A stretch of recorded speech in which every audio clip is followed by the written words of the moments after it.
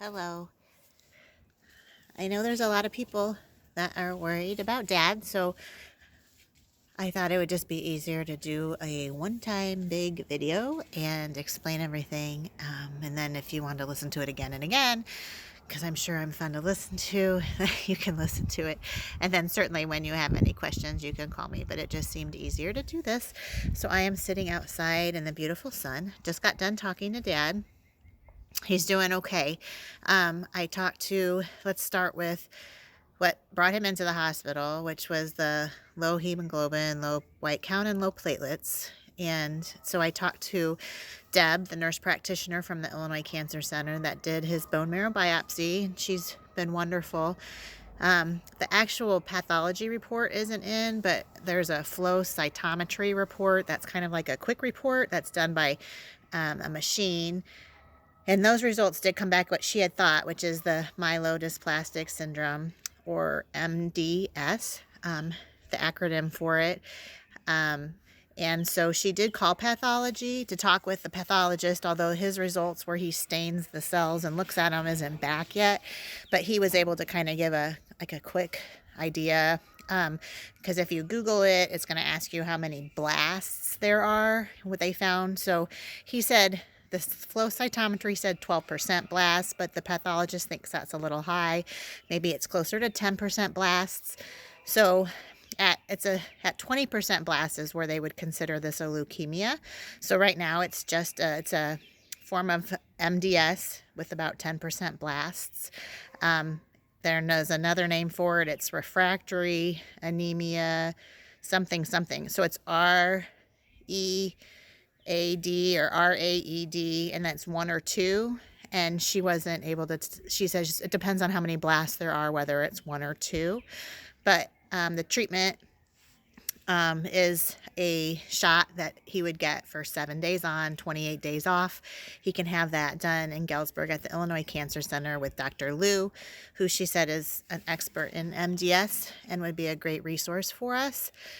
So in that regard, I would say we pretty much know what was going on in the last couple weeks, or maybe even longer, who knows.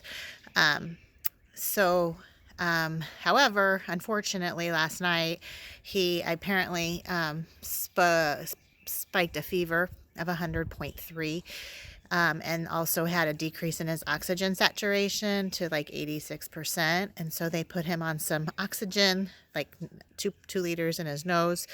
And the resident, she's a senior resident for the medicine hospitalist. She was super, super sweet. She called me too. And she said that they're doing a complete respiratory sepsis workup.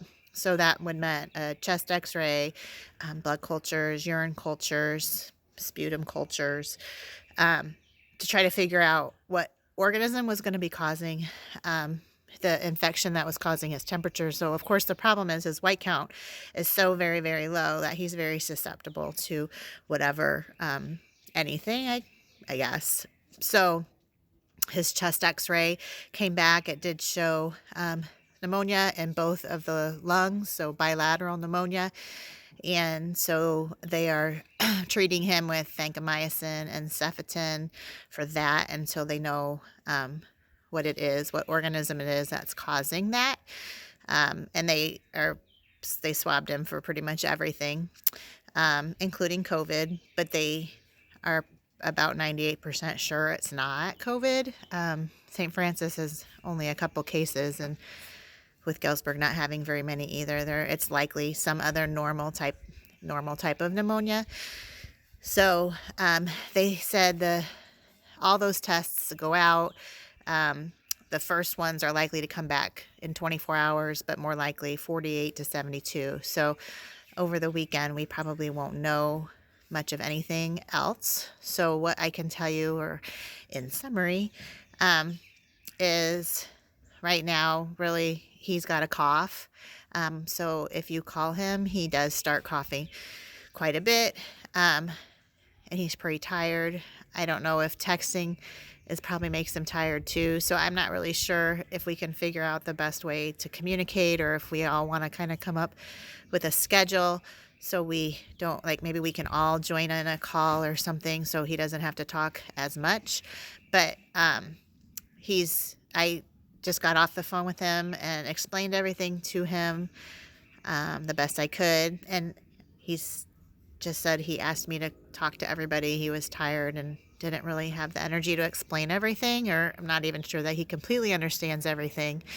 Unfortunately, for staff to go in his room now, they have to gown and glove and mask. So I guess it's kind of fortunate. So he won't be bothered as much as he has been. So maybe he'll get some rest. But I encouraged him to be his own advocate and make sure that he lets the nurses know when he has a cough, when he doesn't feel good, whatever. He needs to actually hit his call light because they probably won't be coming in quite as often. So I think that's all I have. And certainly happy to talk to any of you, answer any of your questions. Just thought that this would be the easiest way to explain it. Sorry it's so long. Wow, 6 minutes. I knew it was exhausting telling the story once to Papa, so I felt like I don't think I could do 6 minutes to everybody. Anyways, definitely prayers, and hopefully they'll figure out what organism is causing his pneumonia. They'll get that fixed. He did get another unit of blood today. He's been getting physical therapy. So then he just get his strength back. But that's all I got. I love you all. Thanks for caring, loving, saying prayers. Bye.